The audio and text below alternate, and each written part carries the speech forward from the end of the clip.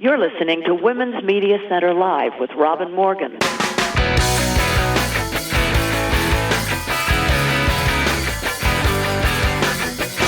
Welcome to Women's Media Center Live. I'm Robin Morgan. And I'm quite excited about our show today because it's a returning guest who is also a friend and who happens also to be quite brilliant and terrific. I'm referring to Kimberlé Crenshaw, Kim Crenshaw for short, the young Black feminist legal scholar, the host of the award-winning podcast Intersectionality Matters with Kimberlé Crenshaw, the co-founder and executive director of the African American Policy Forum, and now the author of one terrific American memoir. Yeah, this memoir, Backtalker. And what's more, she's still young and fabulous. So please be patient because we need to take a short break, but I will be back in just a moment with lots of Kim Crenshaw.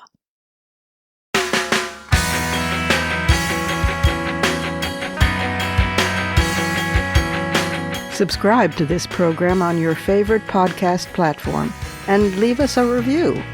Follow us on Twitter at WMC Live, like our Facebook page at facebook.com/WMC Live, and visit us at WMCLive.com for more information about our show and our guests. You're listening to Women's Media Center Live with Robin Morgan.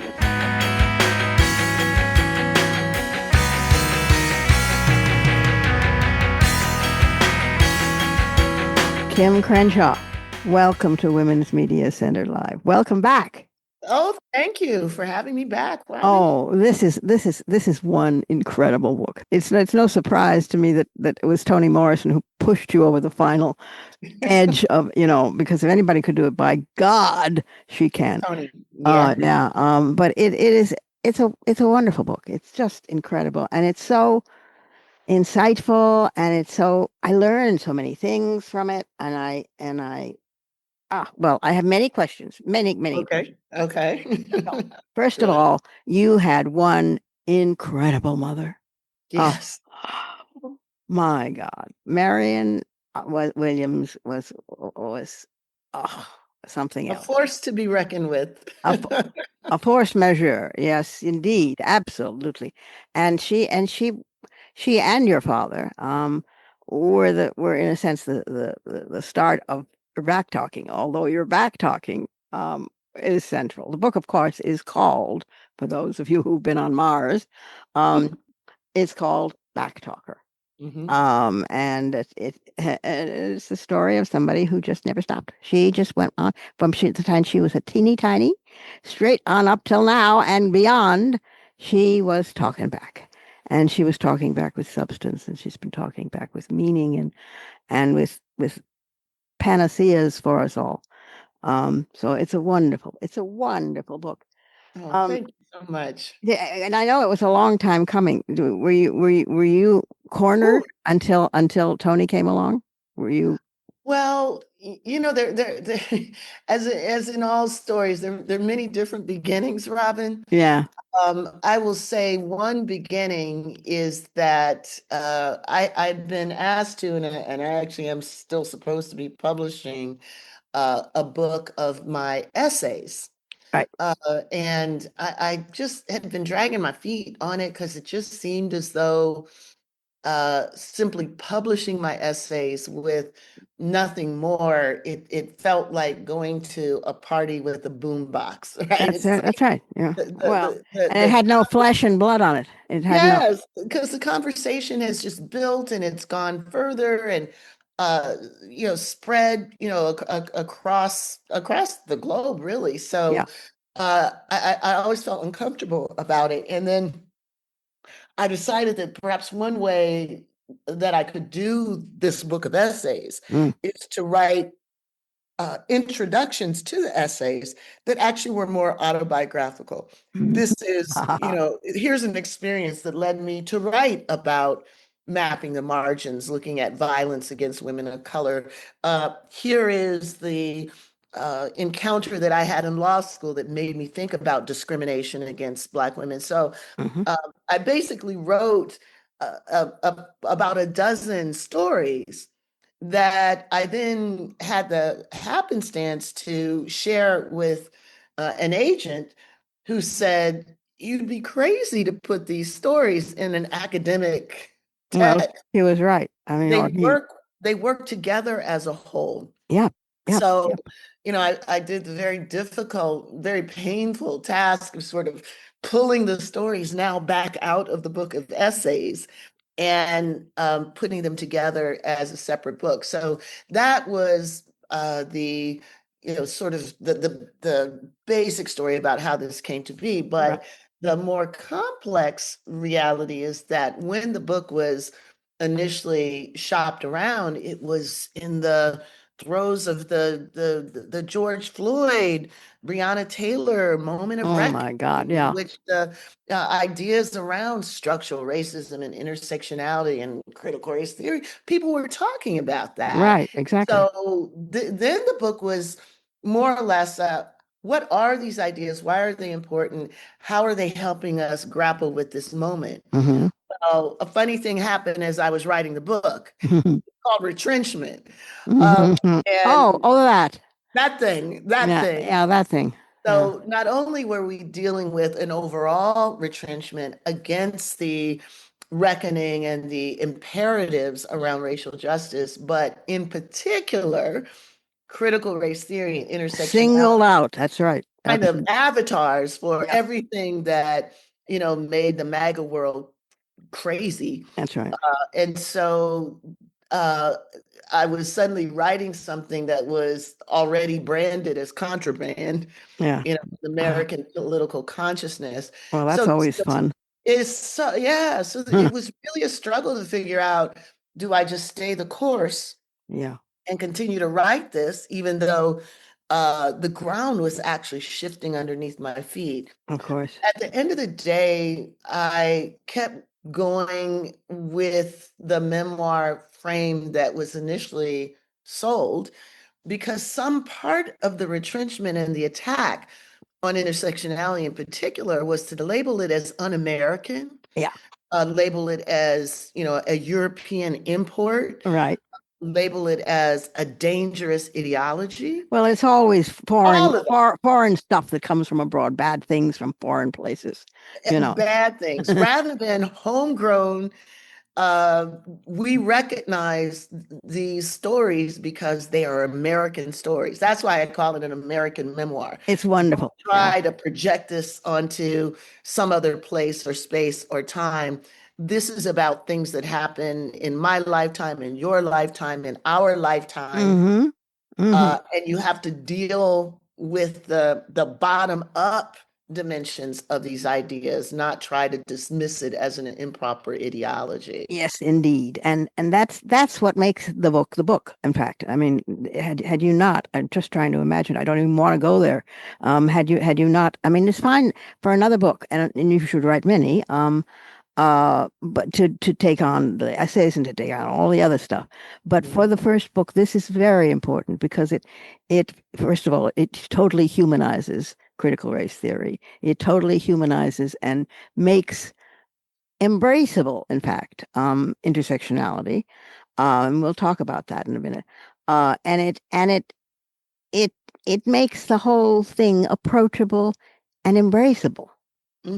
So that's priceless, you know. And once people are beyond that, are through that, then they can take on anything. Yeah. And there's a we, you know, in this book, that a consistent we um of the changes. Actually, it's consistent and it's always there because she's always looking for it. This little Kim, who is sometimes very small, but always very blabbing. She is talking up a storm and she is making good trouble.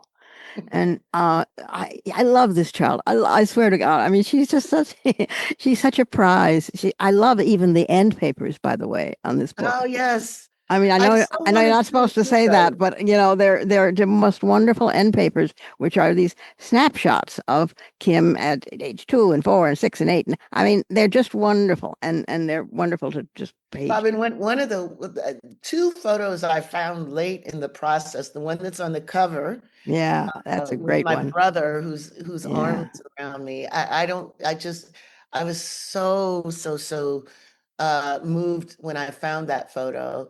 And the other photo is a picture of my brother and me as we were going off to church. And I have a whole, story about a church caper, which, sort of became my first uh, legal case in defense of myself. But Ah, when I found the picture, I was like, that's the day we got in trouble when we left church early. yes. Oh, yeah. Yeah, yeah, yeah. But you got in trouble for so many things, hard to keep count. And they Yeah. were all important things. They were all really good things.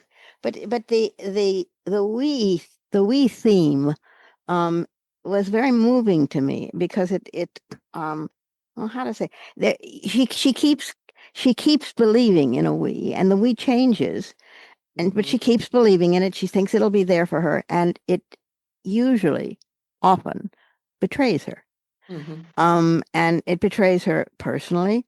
Lovers betray her, boyfriends betray her.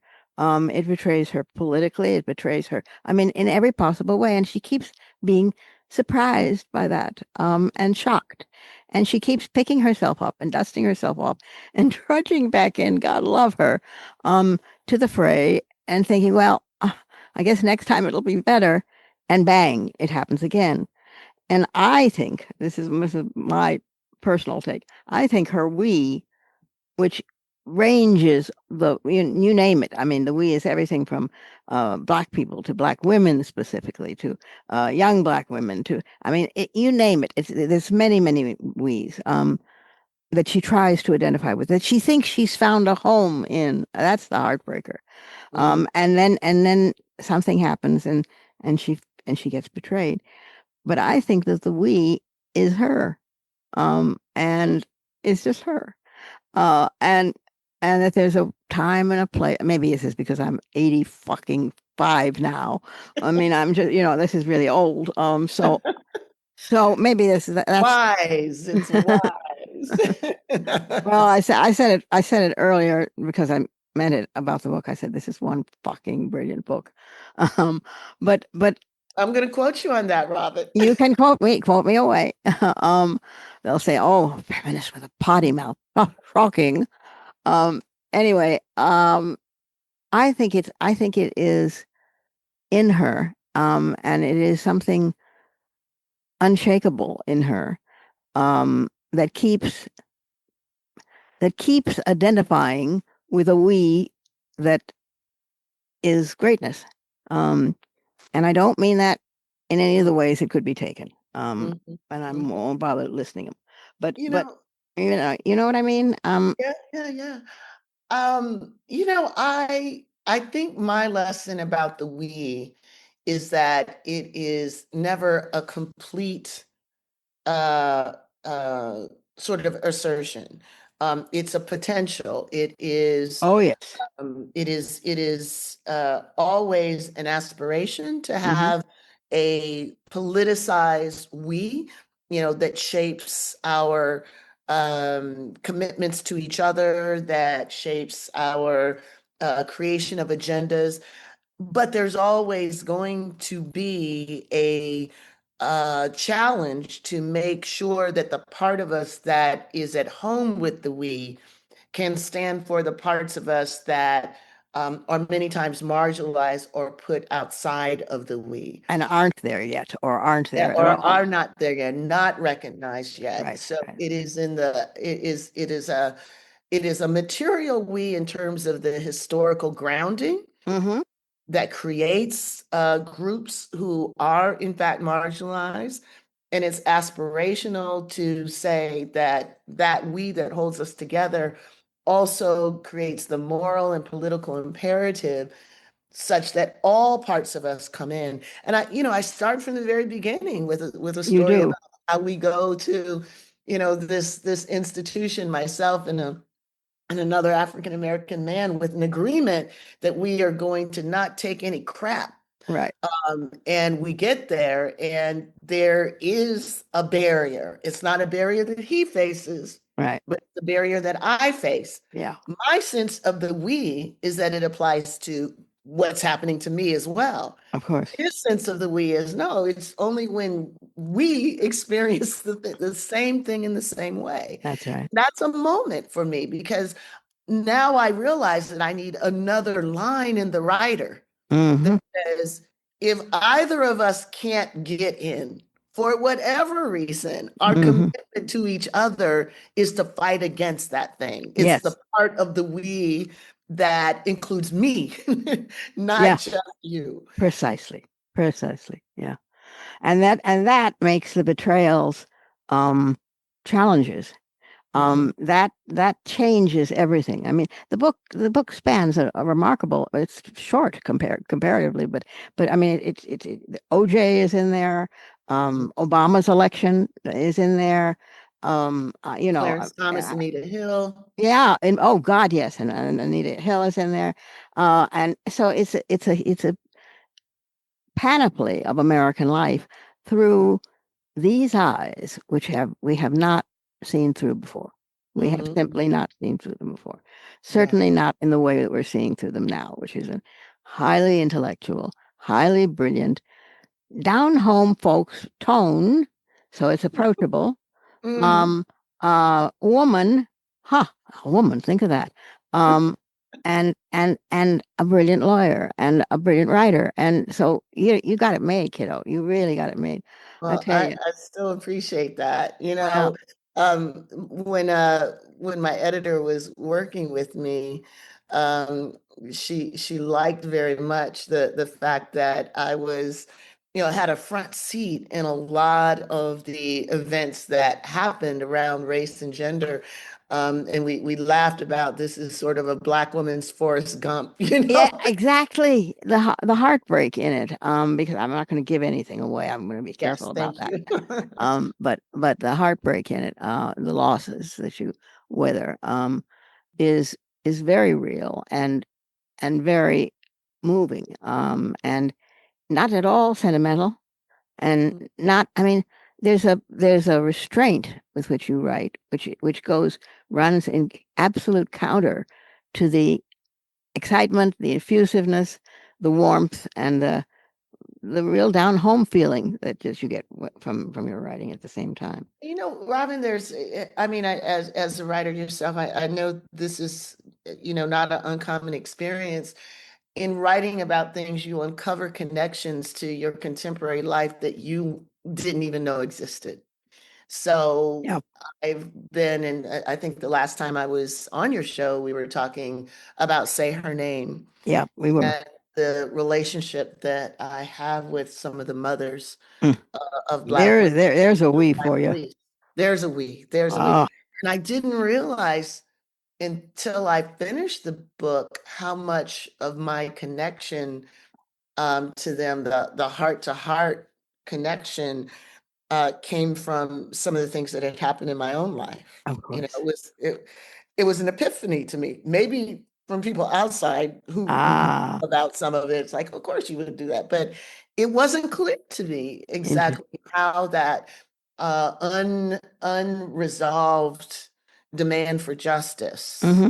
Hmm. and a mother who is unable to Put it into her practice. I mean, considerable skills, yeah. in advocacy, Oh, and they were great. be Yeah. able to realize justice. How, Right. how much I identified with that Yeah. until I wrote about my own mom.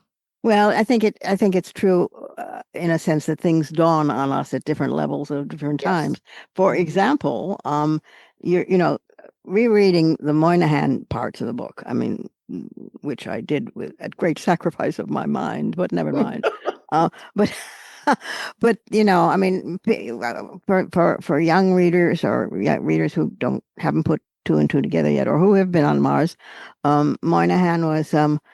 Oh God. Well, he was a very powerful, quote, thinker, unquote. And he had come up with this theory that the problem with the black family was women. and blamed women. And it was all women's fault because they were too independent. They were Too masculine, too bossy, that's right. That's right. not nurturing enough. Didn't accede to men's wishes enough. That's Yeah. right. And They weren't I call it, feminine. the analysis of our gender disrepair. As long as the Black family was under the control of Black women, we were going to be inherently dysfunctional, That's right. and therefore could not legitimately expect any real access to equity and inclusion. And he was so committed to this idea that he even opposed work and employment programs to help Black women, gain access to Right. the No, no. He just positioned himself in front of the door and the bridge and every other. no. Yeah, and said no, no, no, no, no. So what I'm getting at is that is that sooner or later the we expands whether you welcome it or not, and you better welcome it. But because now that same thing I realized in reading your book is happening with white women. Hmm. Hmm. Because you know how this all this new thing is all about what about boys, and oh, boys aren't getting the same grades as women, and what about boys, and oh, and gee whiz, and manliness has to come back, and you even got And the trad wives. oh yeah, trad wives, and it's a whole big thing of turning back to manhood, Mhm. and women being just far too assertive, and and some people saying women shouldn't even have the vote, and I mean it's wild. Yeah. So I thought to myself, that's interesting. So now white women are coming under the Moynihan stricture, and it happens sooner or later. It spreads unless you contest it to Right. everybody. You've Right. got there's just one reason for why you have to nip it in the bud. And that's why racialization of certain problems is so insidious, Oh because God, yes. first relies on the othered status Mhm. of the racialized group to Right. normalize certain policies, analysis, and practices. And once it gets normalized, once it gets a stake in American political discourse, there's no limitation of the idea, and it then becomes available to be used against absolutely everybody That's right. Then you could apply it wherever you want. wherever you want. So, the strong grounding of Moynihanism in unreconstructed patriarchy Yeah. was seen as, well, Yeah. that's remedial for Black people. They need that stuff. Yeah. It didn't stay there. It now, obviously it is absolutely everywhere. As you mentioned, the desire to take us back when America was great Hmm. applies to women as well as people of color, to that time before we had the right to determine the trajectory of our own lives. It's Yeah. not just before Black people had the right to actually be citizens. It's before women as a group, and white women in particular, had a right to their own names, a right to own their own property, a right to Yeah. own Right. Oh, destiny. the works. That works.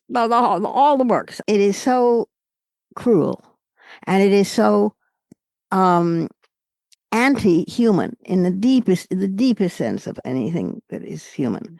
Mhm. And it doesn't bother them. It doesn't No, bother it them. doesn't. And this is why I make the claims in the later part of the book about intersectional failure, because when we are convinced that a particular patriarchal viewpoint is cabined to dealing with racialized groups, we miss the opportunity collectively To to see the fight whole. back with all the power that we could. Right. The Clarence Thomas, Anita Hill chapter really uh, Ah, becomes my moment where I can see, not only are Black women harmed by the failure of our various movements to attend to that space between anti-racism and feminism, but the whole country is. that's So right. Clarence Thomas gets confirmed along a vote that and with the broad support of many in the African American community, partly because the idea that sexual harassment was not a Black woman's issue was built on a historical amnesia Yeah, about the fact that Black women were at the forefront it's of incredible. identifying workplace sexual coercion as a condition of our existence since we arrived on these shores. Yeah. But because this was unknown, because there was this disconnect between gender-based equity demands and race-based equity demands, what could have been a powerful coalition Oh, was, you bet. and we're still suffering the consequences of Yeah. that. I always remind people who say, well, the bigger problem is the oligarchs have taken over the democracy. And I say, well, how did No. that happen? Citizens God. United is what ended our ability to kind of control money in politics. And guess what? That was a 5-4 vote on the Supreme Court Yeah. that overturned any meaningful regulation of money in politics. And who was that fifth vote? Yeah. That fifth vote was Clarence Thomas. You bet. You bet. No, I mean, it's amazing. And it also has I don't know how to put this. It has a slippage that goes unrecorded. That disappears as soon as it's glimpsed. So that you can't follow it. You can't track it. And that's lethal. That's absolutely killer. Oh yeah. You know. And in that slippage, there comes with that a new bottom. Oh So yeah, the let's think receding about floor. The receding floor. the presidential election and some of the things that were said about Kamala Harris. Oh God. The sexualization of her, the framing of her, in explicitly, sexual terms. Hmm. I mean, she was effectively called, a prostitute. Yeah. Yeah. And in doing that, uh, the way she was talked about has a racial tinge to it. I wouldn't even say tinge. Yeah. I was going to It's say a tinge. completely a misogynoir, as Moya Bailey would say, Yeah. moment. But Yeah. then that, because it was not contested, pretty much Right. in political culture, that becomes a new point of departure for how Yeah. Black women can be disrespected and talked about. So it can't be an accident that now we're in a period after that moment where the very fact that a Black woman is in a position of power and authority is res ipsa loquitur. The thing speaks for itself as a job that she is not supposed to have. Mm-hmm. That's right. That's right. And the ability to erase her from that job, ranges from Claudine Gay, who's president of Harvard, to Tish James, who's the AG of New York, to Right. Lisa Cook, and 300,000 other Black women. So when we don't fight, it creates a new basement, Yeah. Yeah. and It that does. basement impacts millions of people. Yeah. And how do we do that? Yeah, well, clearly part of what I'm trying to say is speaking up, speaking out often, every day in every way, otherwise known as back talking. Back talking. Yeah. We Back back talking. talk. And Well, one of the reasons why I stuck with that is partly I believe that too many in the progressive liberal camp believed that this monster could be satiated I, by fitting and giving little pieces of us in the hope that it would allow the rest of our agendas to survive. to squeak by. Oh To God, that's squeak by, maddening, maddening, sort maddening, of maddening. just, outrunning. Uh, there was this joke that Richard Pryor used to tell that I think really shows in some ways the orientation of some of our allies. He tells a joke about these two guys who are camping and they hear a bear outside the tent, Yeah. and one of them starts putting on his shoes and the other one to run, and the other one said, you can't outrun a bear. And he said, I don't have to outrun the bear, I just have to outrun you. Right? I think that's what some Yes. of our Yes. allies, Yes. Yes. initially approach this moment with. Like, if we just can get ahead of you, we can survive. When the Well, reality was, they are going after the entire latter part of the 20th that's century right. That's right. and this current, century, the entire infrastructure and the very imperative to create a multiracial, cross-gender, equitable democracy. It's that ideal that they're going after and any facilitation towards that ideal. So you That's can't right. outrun what we're No, actually for. no, that's right. That's absolutely right. I mean, some years ago there was an initiative to compare. It was called a comparative study of racism in three societies: Brazil, United States, and South Africa. South Africa, yeah. And it was very distinguished, and it had another female being there. Hmm. Somehow I got roped into this. I said no 3 times, but then I got roped into it. Hmm. Okay, so there we are. We're two women, and there are 19 men. Oh, gosh. Oh, wow. And they're Yeah. all very distinguished academics, and you're supposed to spend some time there and then write about it. So Mhm. I dutifully went to South Africa. This was just after apartheid, Mhm. Mhm. because otherwise I wouldn't have gone. And Mhm. so there was that, and then with these other two, um, and then I sat down to write it, and it was it was absolutely stunning because I chose to write about rape. Mhm. There was one subject as far as I was concerned, and it was Mhm. that united these three in terms of multiracial societies, Mhm. Mhm. and that was rape. And no one did that. No one else did that. Mhm. This was a study of intermarriage, sexual miscegenation, all of those things in three different societies Mhm. without over 500 years without one mention anywhere. This was a discussion that had in it on paper um, spilling over mention of octoroons and half breeds and you My name it. God. Yeah, yeah. But never anything about rape.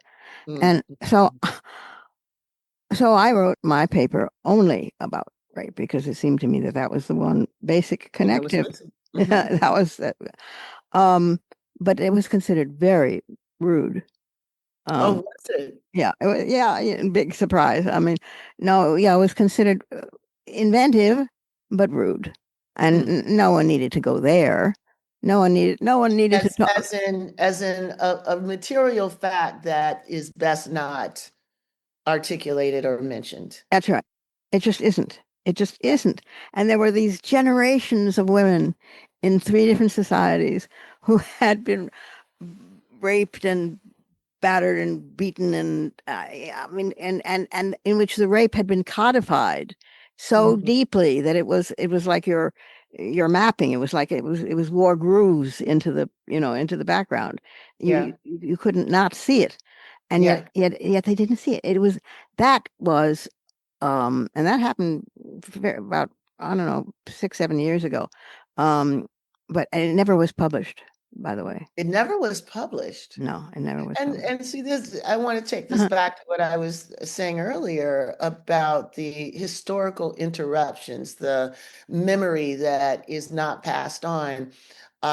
When we were, mobilizing around Anita Hill, and so much of the conversation, particularly within my community, was, all of this conversation has nothing to do with us. It became clear that there's a whole history of how Black women were subject to industrialized rape Yeah. as part of the building of the nation. If there's My God, any, there were two Black women waiting in a hotel room to testify that day, and they never were called on because Biden didn't want to call them. well, yeah, yeah, and as you know, I write about that. One Yeah, of my roles was to, be their point of contact in the waiting room, and to make sure that they were, comfortable and prepared as they were waiting and waiting and waiting. And and waiting. the conversation never happened Right. because there was, agreement to just allow them to read that into the record. So many people do not know that there were other women who were ready and prepared to testify as to Backing her up. Yes. behavior.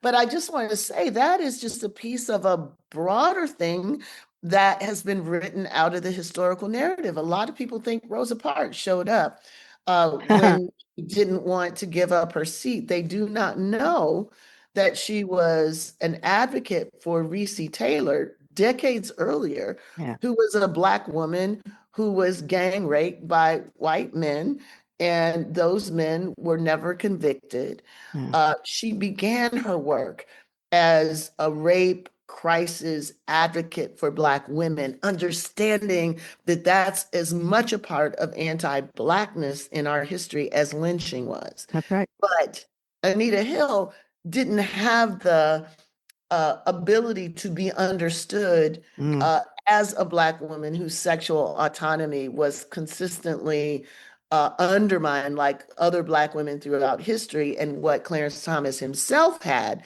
was the ability to rally the entire Black community around a particularly salient understanding And of image. anti-Blackness, right? That's So right. there's this asymmetry Yeah. Oh, in yeah. what we know, which informs the asymmetry of our solidarity. Yeah.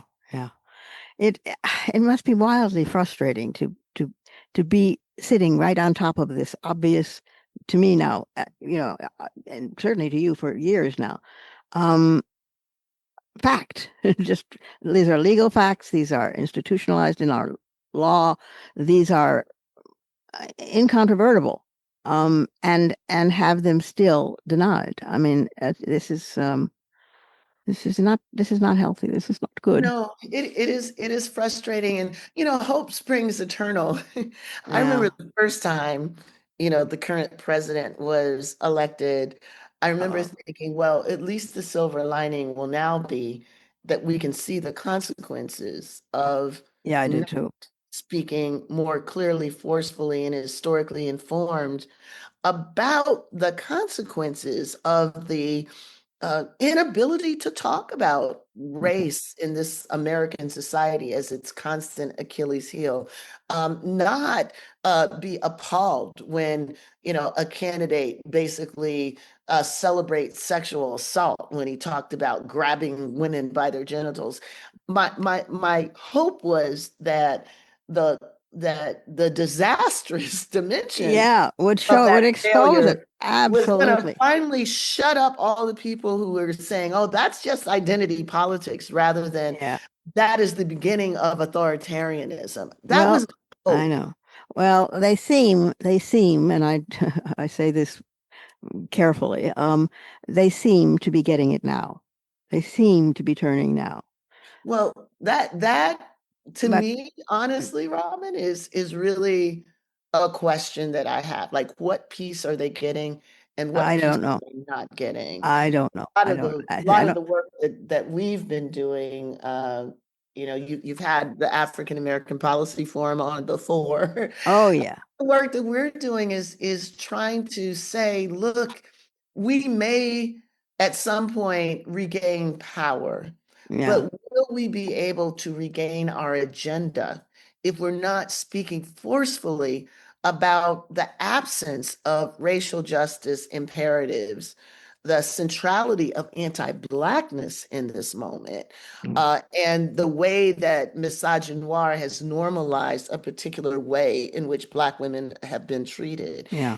If we can't make that part of the recovery agenda now, When it can we? won't arrive with us Yeah. when and if we ever come back to power. So we're spending a lot of our time with our allies saying, do not unsay the parts of this agenda that are deeply coded as anti-Black. Do not shy away from it simply because our institutions are scrubbing their websites of all Oh, of the words and yeah, framework yeah. that came out of the civil rights movement. Do not for 1 minute think that it's going to automatically come back if we're not standing strong right now to insist that this moment is the moment where we are demanding a full return to racial and gender justice Mm. frameworks. Oh God, Kim, you're wonderful. You're just Oh, wonderful. thank you so much, Robin, and thank you for your partnership over the years. Look, either we do it this time or there's no next time. Yes. So Yeah, that this is for the so, century. This is yeah. not for 2026, 2020. No, no, no, no, Hey, no. Enough of that. this is the game, Yeah. for the entire century and beyond, and we need to act like that. Yes, exactly. Exactly. So I applaud the book. I applaud you. I applaud your mother. God damn, she was Thank wonderful. you. And your father and the whole family. But And Robin, let me say that, the book drops next to the book will drop May 5th. mhm, And I will be on a conversation tour around the country, mhm. in Boston and San Francisco and Los Angeles and Chicago. And So, give the website where all this so can be found. folks can go to KimberléCrenshaw.com, really easy, and see the stops. And along the way, there will be opportunities for more intimate conversations with me, with the AAPF team, just to talk about the implications of backtalking to save our democracy. So I look forward to meeting and seeing people around the country. I have a feeling that when you come out of this, there's a movement. I Um, certainly hope so. I think there's a movement. It's called backtalking. It's just very simple. Back talking. And Backtalking. actually, we have a back talking academy, Robin. So if people want to be in conversation and listen to folks who are my fellow back talkers, they can go to aapf.org. That's for African American Policy Forum.org. And our back talking academy is going to start the last Wednesday in May and run for 5 weeks. Wow. Wow, wow, wow. Oh my dear. Well, bravissima.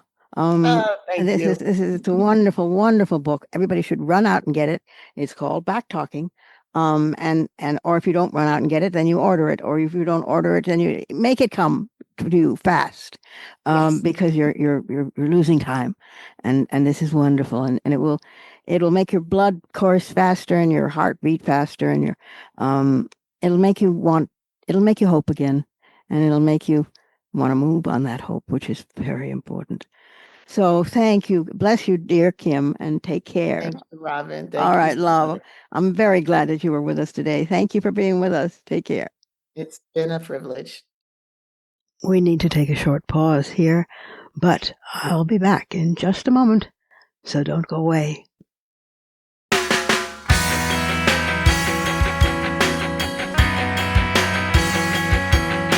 The Women's Media Center, founded in 2005 by Jane Fonda, Gloria Steinem, and myself, is a progressive, nonpartisan, nonprofit organization working to make women visible and powerful in media.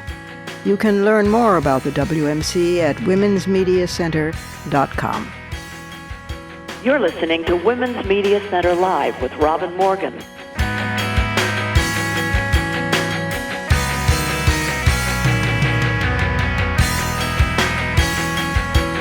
What do you folks mean calling this white America?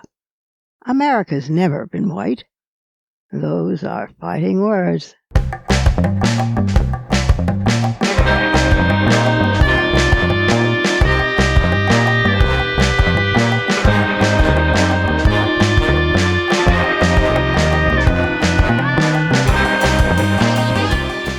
I'm indebted to Joe Crolder, history professor, for some of these statistics and insights that he penned in an article for History News Network in 2017.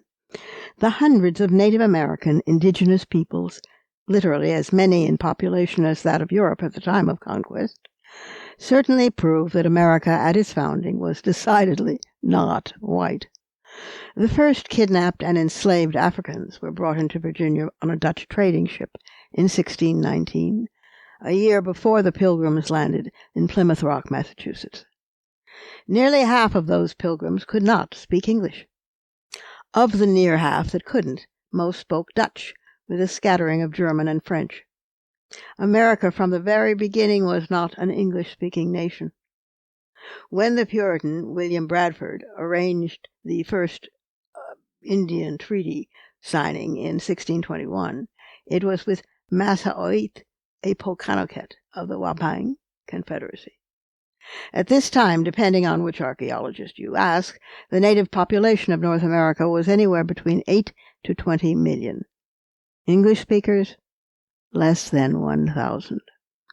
Now, if you were around in the mid-18th century, don't ask Benjamin Franklin about the indentured Palatines. In 1751, Franklin penned Observations Concerning the Increase of Mankind, Peopling of Countries, etc., where he openly called German speakers swarthy and stupid, that they would likely Germanize us instead of our Anglifying them, unless there was a change to immigration policies. Of course, one of the more famous 18th century colonial wars, the French and Indian War, lasted 9 years, and only after victory was secured in 1763 did English speakers become dominant among the many European powers that settled North America. Now, according to slavevoyages.org, the activities of the Atlantic slave trade brought 9,507 Africans to mainland American shores by 1699. Over the next 75 years, or a year before the United States declared its independence, another 220,000 were brought to slavery upon the American mainland. The 1790 census, the first undertaken by the U.S., proved 740,054 Africans in America, or 26.5% of the population, just a year after the Constitution was ratified. So what do you mean, white America? And the Revolutionary War was not white either. It wasn't white-on-white violence, or English speakers against Mother England. There was the famed Ethiopian Brigade, which General George Washington did his very best to avoid. Blacks fought on both sides of the war, and Crispus Attucks was black, and he was the first to die at the Boston Massacre of 1770. Indigenous peoples, too, fought in this war, forced to take sides by both British and colonial forces. Equally, the War of 1812, which again pitted the United States against Britain, and it was not entirely a white-on-white conflict. Again, Native Americans took sides. The Shawnee chief Tecumseh had formed a large multi-tribal confederacy and played an enormous role in ensuring the young United States failed at taking over Canada. The great U.S. Navy Admiral Oliver Hazard Perry, along with Daniel Dobbins, a shipmaster, built a fleet from Greenwood on Lake Erie, using African Americans to build and then man the fleet. At war's end, at the Battle of New Orleans, General Andrew Jackson's fighting force included Choctaw Indians and freed blacks. And so forth and so on, down through history. So, what in hell do you mean, calling America white? America's never, ever, ever been white.